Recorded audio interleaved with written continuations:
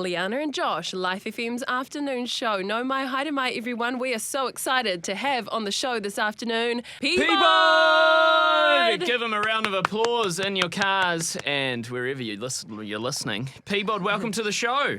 Hey, thank you. Thanks so much for having me. I really appreciate it. Now, when you first heard the final version of Deep Cuts, was your jaw on the floor? It's like the coolest song I've heard in a long time. Oh man, thank you so much.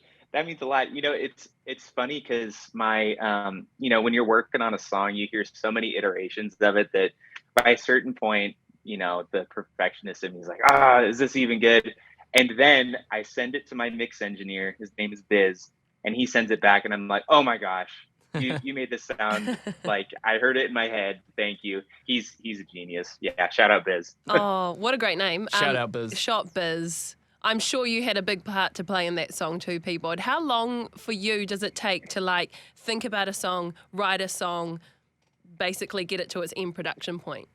Yeah. Oh man, it really depends on the song. I'll have songs where I'll write and rewrite the chorus, 3 or 4 times. And Deep Cuts was one of those where there were different iterations of it, and it just wasn't quite expressing what I wanted it to say.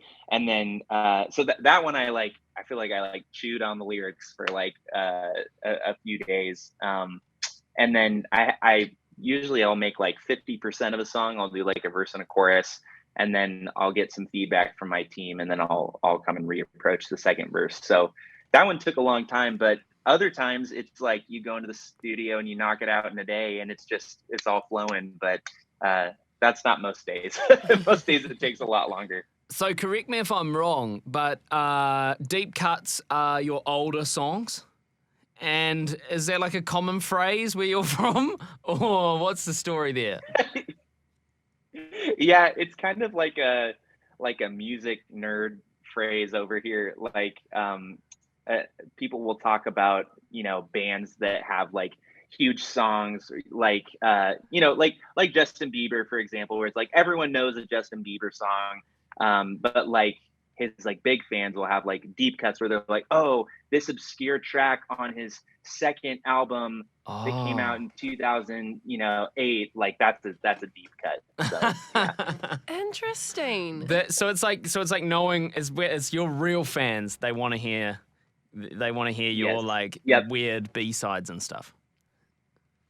Totally. They want to hear the B-sides. They want to hear the versions where it's I don't know that the song was even good at this point, but they still want to hear it. And it's the people who know everything you've put out. And there's a real kind of loyalty there that I just really respect and appreciate. Do you still live in a flat? Do you still live just in a flat with other flatmates? No, not anymore. I'm married now. And so congrats. Yeah, thank you. Yeah, I'm married. We have a dog. She's crazy. Her name's Navy. And the dog, right? Yeah, we live in yeah. yeah, the dog. No, my wife is not crazy. My wife is wonderful. Oh, beautiful. No, yeah, our dog is a little bit wild, but yeah, we live in a split level house. There's a family living upstairs and we live downstairs, and so we really like it. It's good times. There's a lot of negative stuff that we hear about America, but what is it for you that you love about your country? Oh man, yeah, I think I mean, this is gonna sound like a cop-out answer, but I think that music in America is just really exciting to me. Mostly just there's so many stories of people being super just coming up with new things that no one has ever heard of. And obviously that's not unique to America, but I do think that our country has a really rich history with, everything from our history with jazz to hip hop, to even new crazy genres like hyper pop, the stuff that people in this country will come up with and then ride those waves to new heights. There's just so much romanticism around the stories that come out of music in America. So yeah, I love it for sure. Whereabouts in America are you from? I am all the way in the northwest corner in Seattle, Washington. Right. And Yeah. and you've got just a dog. Do you have any other pets? Nope, just a dog, Just and the one she's dog. plenty of pet for us right now. Right. Okay. Yeah, sounds like it. And how old are you? I am 29. I'm gonna be 30 this summer, which is really crazy to Oh, me. wow, join the club, man. Josh just turned 30. Yeah. Well, I just turned 30 last weekend. It just makes you, I think, reflect. Birthday. Thank you. It makes you reflect on the last 10 years, and then it makes you think, like, what am I going to achieve in the next 10 years? So, and I didn't really come up with any answers, which was kind of depressing. But I'm working through it. I'm fine. I am fine. Okay, so if you woke up tomorrow and music didn't exist anymore, kind of like that movie about the Beatles music, if you woke up tomorrow and all of a sudden music didn't exist anymore, what job would you do? Oh man. So you can't do anything I with could- production, you can't do anything with any, because music's not a thing anymore. Okay. If I could do anything, I feel like I'd want to be like good at like a really obscure sport, like yeah. like you know, like you guys have like cornhole over there Oh, with like the boards yes, and we you throw do.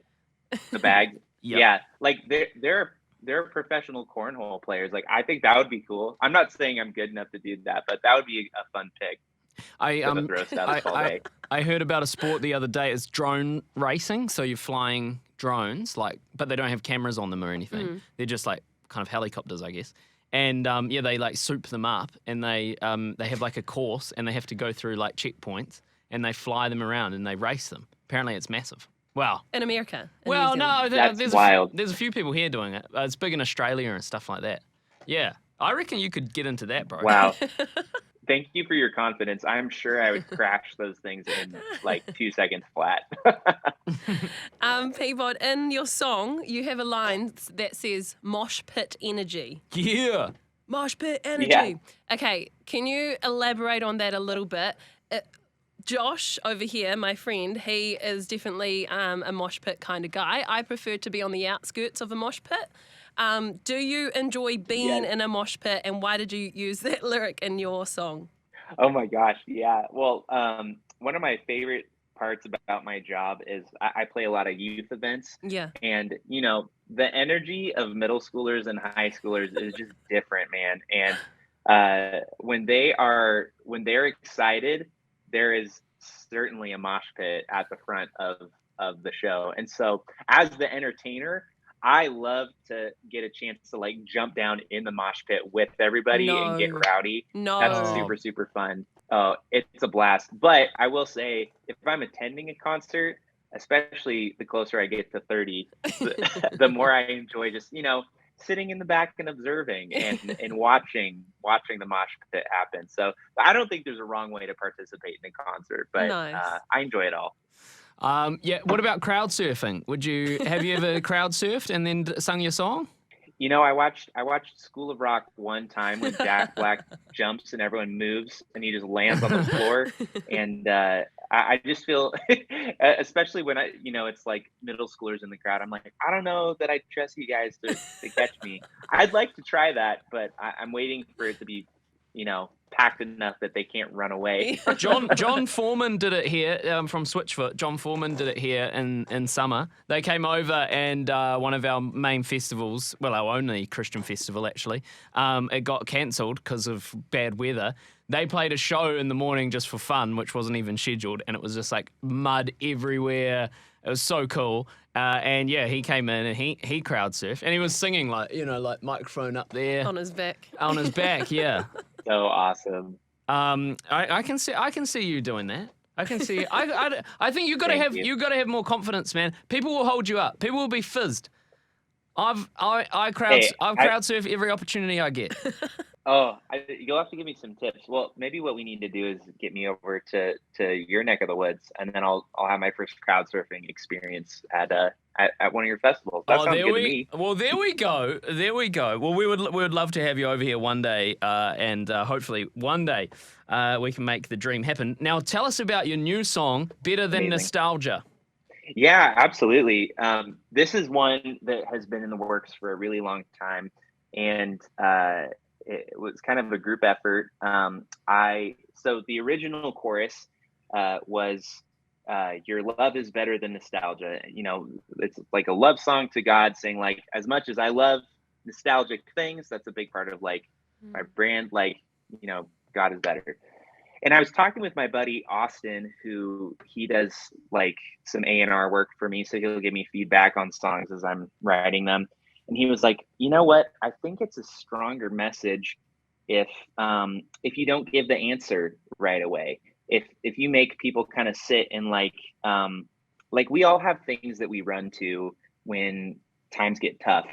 And for a lot of us, and for me personally, it's really easy to go like to kind of fixate on seasons of life that were easier, or where it felt like there was more stability, or where it was like, oh, these are the good old days or the glory days or whatever.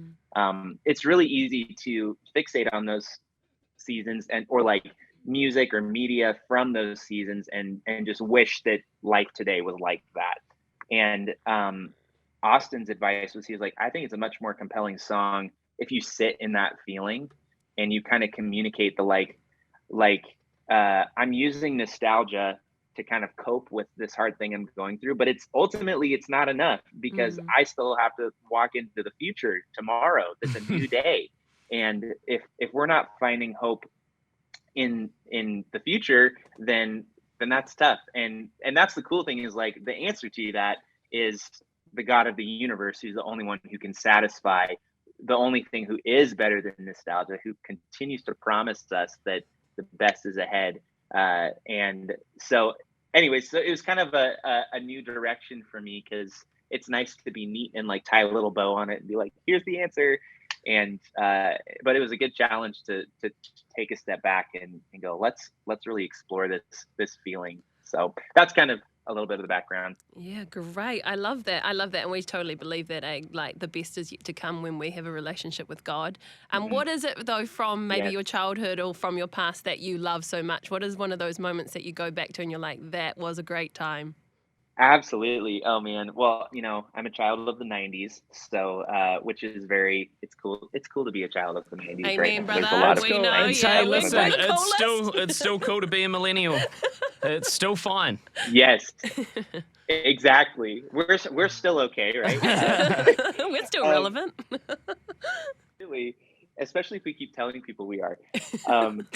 Yeah, no, it's I love any, like I grew up man, I'm trying to think. Like a lot of the like TV shows that I grew up watching, like I still will go back and enjoy, like, you know, I grew up on SpongeBob and like you know, that world. I love like Legos and or like old video games like the Nintendo 64. That was my jam. And the thing is, like, there's nothing wrong with those things. There's nothing wrong with still enjoying that. It's just it's easy to go, I'm just gonna escape and like surround myself and build a little cave of nostalgic items to protect myself.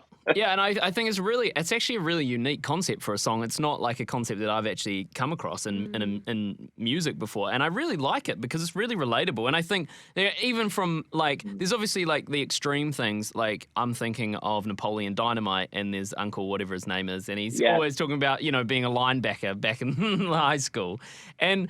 But there's that. But then there's also like the times where you're just thinking like, man, like the friends that I had like 5 years ago, that was so cool. Like, or like you're reflecting on like your party days or whatever. You're like, that was so cool. I don't have that anymore. And so I really like it. I've been loving your pictures on Instagram. If people haven't seen these yet, so you called your mum and got her to send you a whole bunch of pictures of you from when you were a kid, and you've used those as your like artwork for your album? Yep, exactly. Yeah, my other buddy who's on my team, Kevin, he does my artwork, and he was like, "Man, we need like a I don't know if at least in America, this is very common. There will be like photo studios like in the mall Oh, yeah. where you go and they have like, oh, like the cheesiest backdrops in the world. And so I was like, I know that like I have memories of doing these photo shoots. Yeah. So I was like, Mom, do you have any of these photos? And within like 30 seconds, I get like 12 pictures. And some of them I'm like, these are hilarious. And some of them I'm like, oh, I look like that. Like it was a little bit brutal. No, honestly, you are definitely a 90s kid. The dungarees, Dungarees. the bowl cut, the backdrop Yes. with the like splashed paint look. That's what I did to my bike when I was Yes. 5 years old. Like, that was just the coolest. Did you Oh, struggle cool. to find, because so basically he's done like recreations of it. So he was wearing dungarees when he's like 4 or whatever, however old you were. And did you struggle to find a pair of dungarees for your recreation photo? You know, those were actually the easiest thing that I found. Weirdly enough, some of the just like basic like polo shirts that I had, I was like, I cannot find anything that looks like this. I wasn't willing to spend like a lot of money on it, so I was like, I'm not spending more than $15 on this shirt or whatever. And then my wife actually recreated the whole splatter background on her own. And, like, she did all of it, which is awesome. It's so good, bro. And I love your vibe. Like, I love your energy because I feel Thanks, like, man. I don't exactly know what genre you would describe your music as, but obviously you do a lot of rap, you do a lot of like sort of hip hop influenced stuff. But I feel like you just have a great sense of humor and like you're not afraid to mock yourself. You're always happy. It's a really unique thing. Like, is that something that you purposely went towards, or is that just you? Oh, thanks. I mean, I'm definitely like an extrovert. Like I love being around people and getting people hyped up. Like that's super fun for me. And so some of it is natural, and I think also like a lot of my influences in music, I've always been really impacted by like joyful music, and I think that in kind of like the late 20 teens, like 2016, 2017, there were a few artists who really started doing the kind of like hip hop, pop, happy hip hop thing. And that was just really fascinating to me. So the cool thing now, though, is I feel like pop music is this super broad genre where everyone in pop has a little hip hop influence. And so I feel like what I'm doing now is I'm more focusing on like, let's write a catchy hook that says something meaningful, and then we'll let the rest of the song develop. And sometimes that's going to be hip hop, sometimes it's going to be something else, but I'm just having fun with it. So I love it, man. Hey, well, we're really loving your music at the moment here in New Zealand. Everyone's frothing it. Like Deep Cuts has gone so well on our countdown, and we haven't heard much of Better Than Nostalgia yet, but I did notice Eloise adding it to the playlist today. So that's great, awesome. and I'm sure we're gonna love that one just as much. So keep up the good work. We really appreciate it. Keep the music flowing, and hopefully we can meet you in person here in New Zealand one day. Hey, let's do it. That sounds great. Thanks so much for having me, you guys. The support really means a lot. Thank you so much, Peabod. We'll get Josh front and centre in that mosh pit to hold you up on that crowd surf. Yeah. Stable hands. Oh, I can't wait. We'll do a bit of practice. It'll just be me and Josh. Like swan dive, like ballet hold. It'll be beautiful. Swayze style. Awesome. Peabod, thank you so much, bro. Thank you, guys.